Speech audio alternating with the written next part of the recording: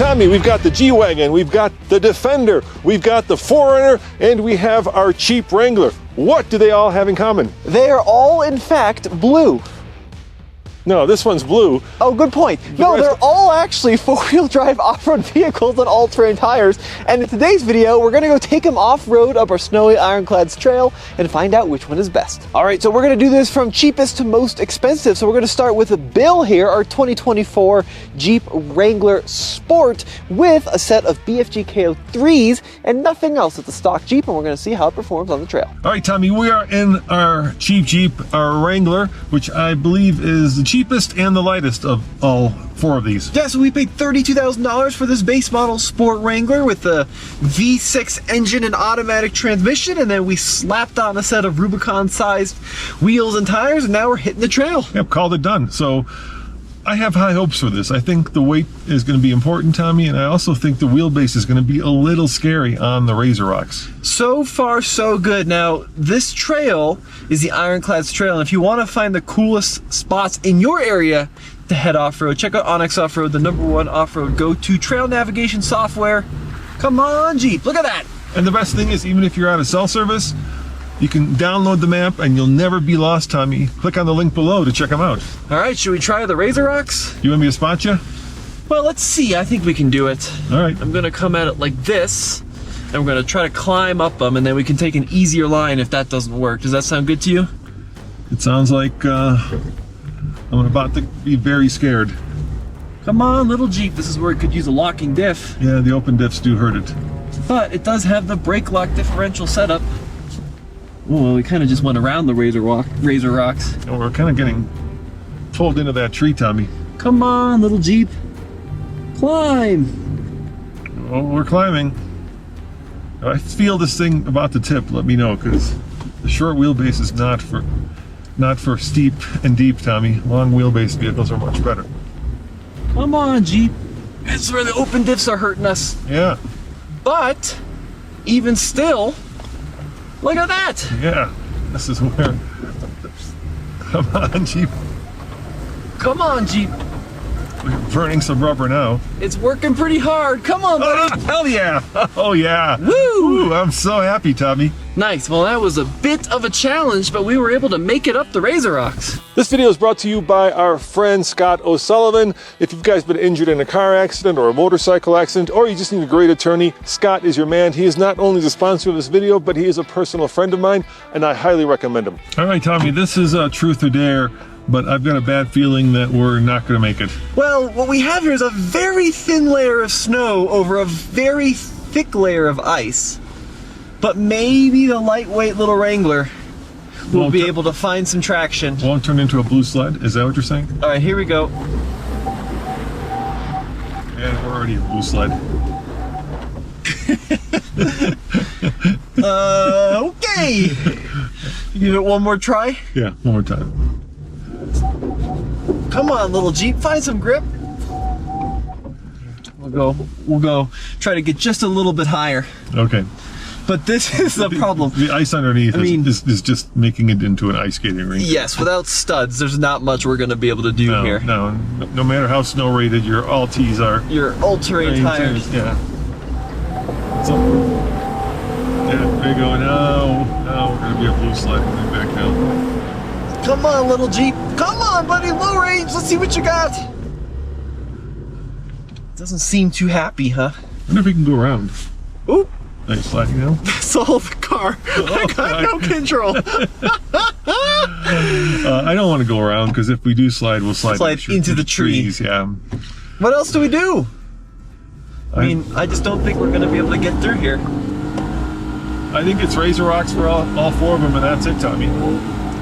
And the problem is, I don't want to go much higher. You're just going to slide farther and faster. Slide farther and faster. All right, it's going to be a new video, Tommy. New plan. Wrangler versus Defender versus 4Runner versus G-Wagon versus Razor Rocks. All right, we'll go see what happens. That's as far as we're going to get. Oh, that's funny. All right. Guys, here's the problem, right? This looks like it's snow, but that, it's just pure ice. I mean, you could go ice. You could play. We'll play hockey, Tommy. We could play hockey on this, and there's no amount of grip without studs that's going to get you up this hill. Now, the key thing to remember about this video is that it's completely apples to oranges. None of this is fully comparable. This is a Toyota 4Runner. It's slightly modified. It's got a bit of a lift on it. It's got rock rails, and it's running BFG KO2s. Now, do I care that they're not really comparable? A little bit, but there's nothing I'm going to do about it right now. So I hope you enjoy this relatively fun episode. All right, Tommy, we are now in the 4Runner, which is the most built of all four of these. Yeah, and I mean, I know people are going to be upset about that, but look, it's what we had at hand. This is more of a battle of all the TFL vehicles than really an apples to apples comparison test, but we were curious to see which one is best off-road, and that's what we're finding out. Yeah, and you know, this has probably the biggest lift, I think about 3 inches, and it's certainly the most trail worthy of them, let's put it that way. You say that, but this also doesn't have any lockers, just like the Defender and just like the little Jeep. Wait, the Defender has a center locker. Okay, the Defender's a center locker. This is an SR5, so we have A-track, and that's pretty much it, apart from 4 low and downhill hill descent. So let's see what happens. So we're trying to get up this little crest here. Now this is 4 low. We did this last time in the Tacoma and things did not end well, Tommy. Yes, they did not end well. They actually ended quite badly. So what we're seeing here is a typical problem with open diffs, right? Now in the Jeep, we had brake lock differential kick in and pulls out. In the 4Runner, I can push the A-track button up on the ceiling, and then you're gonna start to hear that shoes in the dryer sound. Yep, and marching band drying sound. That's the Toyota trying to figure out where to send power. And it's not succeeding, Tommy. No, A-track is an amazing function, but at some point you need momentum. You need a little bit of oomph. You ready? Yep, let's go for it. There we go. All right. Just like that. Yep. Now, A-track's a really cool piece of tech. Everyone thinks you need a rear locker on these 4Runners to be successful, but you can really do a lot with just the A-track system. I say as we got completely stuck, but well, also, wait, Tommy, this is a much heavier vehicle. Yeah, you really feel that weight kind of dragging us down. I mean, it's a 4-door. We're comparing it to a 2-door, so. Okay, little bump, ready? Yeah, go for it. There we go. There we go, like that. All right, now for the Razor Rocks. Yeah. Now, this is going to be a little bit, I think, easier because of the longer wheelbase. Well, I'm not convinced though, because the weight, especially with some of the mods on this, weight is such an underrated thing off-road that nobody talks about, but lightness is so key to success in so many instances. People understand that, like in car racing, right, Formula One or any other form of motorsport, weight is everything, and yet in off-roading people just slap on tons and tons of weight and don't think about what it's doing to their performance, which is this. There we go. Don't want to get too much axle hop in this 4Runner. No. You know what happens when that happens. Yeah, well, Tacoma knows better than anything. Yeah, exactly. Also want to keep it out of this little tree here. Stay in it. You're almost, it's almost, oh, there it goes. Finally, we got grip. All right, now we go hard right across the pointy rocks here. We're gonna do clearance test here. Well, this has the most clearance by far. All right, come on, 4Runner. There we go. And I don't think the snow is helping. But good work, Tommy. Yeah, we did it. Yeah, we did it. It was a little bit more dramatic, I think, than Jeep. So, I mean, obviously not a super fair comparison. That's a 2-door, this is a 4-door, and it's got some mods. I would actually say the Jeep did quite a bit better, and I would say that's solely based on the weight. I think the wheelbase and some of the articulation maybe came into it a little bit, but just the lightness of the Jeep made us walk right up. Yeah, I think the takeaway from this is, you know, the lighter, the better. At least in this kind of terrain. In this terrain, yeah. And next, we have our Land Rover Defender 90. This is a base model Defender with 2 doors, 4 cylinders, and a set of BFG KO2s, but other than that, completely stock. All right, Dad, the Land Rover. Right now, we've jumped up to about $50,000, Tommy. Well, this was used at $50,000. Exactly. So we went from 32 to like mid 40s to low 50s for this used Defender. This is a 2023 that we bought with about 10,000 miles. Let's go into a terrain mode. I'm gonna go into rock crawl. Okay. Now, some might say grass, gravel, snow would be better, but I think rock crawl is gonna give us the most traction intervention, which is what we want. 2-door Defender 90, steel wheels, no lockers, no air suspension either. Well, center locker. Center locker, yeah, that's gonna do everything automatically. I think the air suspension would be helpful for this today, give us a little bit more ground clearance, but the coil springs are more reliable, obviously, and a little bit more affordable as well. Yeah, and I'll be curious to see how Land Rover's terrain management compares to the 4Runner and to the Jeep. Yeah, for sure. No, I absolutely adore this Defender. I think it's very cool. You never see these off-road. It's unibody, it's independent, the only car here with independent suspension. But what they can do with the hardware provided is really amazing. I'm hoping we're going to see that. The traction intervention is so lightning fast in these Defenders. So approaching the same obstacle we got stuck in the 4Runner with, we're going the wrong way. We're going backward, dude. Same problem. So all that talk said about really excited to see how the traction intervention works. Doesn't really seem to matter, does it? And it should be probably lighter because it's two-door. Yeah, but these are really heavy. These are like heavy. mid 5,000 pound range. Yeah, they're really, really heavy. All right, back to momentum. Just give it a little bump. Don't have a ton of clearance in this Defender to really bump it. There we go. Yeah. Oh yeah, there we go. Okay, not bad. Now we do have cameras in this one, so that is helpful. Yep, that's working pretty well. Our front camera showing us where to go. Yep. And you can really feel though how much quicker the brakes activate with this system. Yeah. And it doesn't sound like shoes in a dryer. Yeah, it feels like it's almost instantaneous. When it starts to slip, it locks the wheel that's spinning and sends power to the one that's not. All right, the Razor Rock time. I've never taken this Defender through the Razor Rocks. Yeah, the one I'm worried about is the G-Wagon with those side pipes, Tommy. I'm a little worried about this one just I'm not because that worried it's about it. so wide. These are such wide vehicles. You know, when we first got this, A lot of control though. Look at that control. That's really good. I kind of felt like it was a mall crawler, but over the last couple of months that we've had it, I've kind of gotten much more comfortable with it as an off-roader. I think Land Rover did one hell of a job in making this thing much more off-road worthy than it looks in some ways, or at least than it looks when it's, you know, driving around the shopping center. But are we going to have clearance for these rocks? We do have the least amount of clearance of all of them, but that was the most drama-free by far. This Razor Rock so far has been an absolute cakewalk. But let's see. I think it did it, Tommy. Ooh, Oh, we're hitting. that's the skid plate. Yeah, it's okay. But we made it. So actually, here's the thing. We got stuck on that first rock. Yeah. I think largely due to the weight again.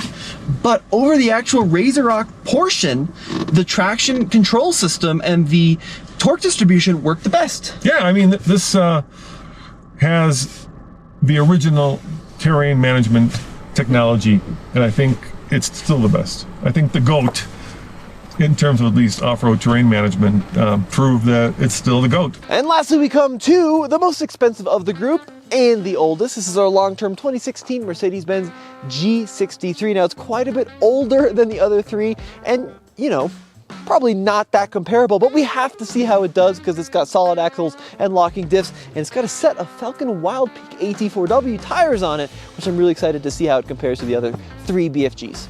All right, Tommy, I'm going to open up the window so you can hear that glorious V8 burble. Dad, I think we know which one is your favorite of the four. How could you not love an off-roader with 560 horsepower? It's very cool and solid axles. No, there's no denying it. And the thing is, we never see these things out on the trail because they're all stuck in Beverly Hills, but these were initially designed in the late 70s to be used as a military vehicle for the Shah of Iran. Yeah, and the great thing is, this is exactly the right year to take it off-road, right? It's been depreciated enough that you don't feel too scared about doing a little bit of trail damage. We might do here because this is by far, I think, the heaviest of them. It's the heaviest, and it's got a couple compromises, like the side pipes do hang pretty low. Oh boy. I think it's time we use those three magic buttons, Tommy. Yeah, so we're gonna lock up the center diff. Yep. We're going to, we gotta wait for that to lock first, I think. There we go. There we go. So you're gonna lock up the. Lock up the rear. Yep. We gotta wait for that to lock. The three little lights. There we come go. up, You wanna do the front too? Do the front. Lock them all. Could do all three. How is this fair? Wow, look at that work. Ah, that was actually pretty awesome. There we go. This is the. Oh, I was so worried about the side pipes. Part of the problem is you just like this thing so much, I don't want to break it. Oh, it's also meant to be used off-road. Come on, this was designed for off-roading. What's bugging me a little bit is that the front's not locking up. Yeah, well, that's a 8-year-old Mercedes for you, Dad. Well, I've had them all locked before. It might be an Might be a angle little temperamental. but not much It angle. feels pretty darn locked up to me. Maybe the computer hasn't figured out it is, but Yeah. This feels pretty triple locked if you ask me. You want me to go and spot you? Sure, why don't you go spot so me? we don't tear off a side pipe? So this car was about between $150,000 and $170,000 when it was brand new. We bought it for $58,000 with 89,000 miles. All right, go for it. My bigger concern is that they're just expensive to fix, but they are incredibly satisfying to off-road. They have such a confidence about them with that articulation front and rear, and then that low-end torque delivery just feels so good. Oh, look at that! Wow, what a machine! Oof, a little bit too much torque delivery there. Let me try two-footing it a little bit. Our tires are stuffed into the fenders. They're a little oversized from what it was stock. But that's the thing about locking diffs. People think it's all about traction. Well, good, Tommy. In a lot of ways, it's more about control than it is traction. And we have a lot more control with the 3 lockers. Go a little left. There you go. Beautiful. Look at this. Look at this machine. Ah! Hold on here. Keep going slow. My dad is very worried about his pipes, which I understand. But it is a little frustrating of having him hang down there.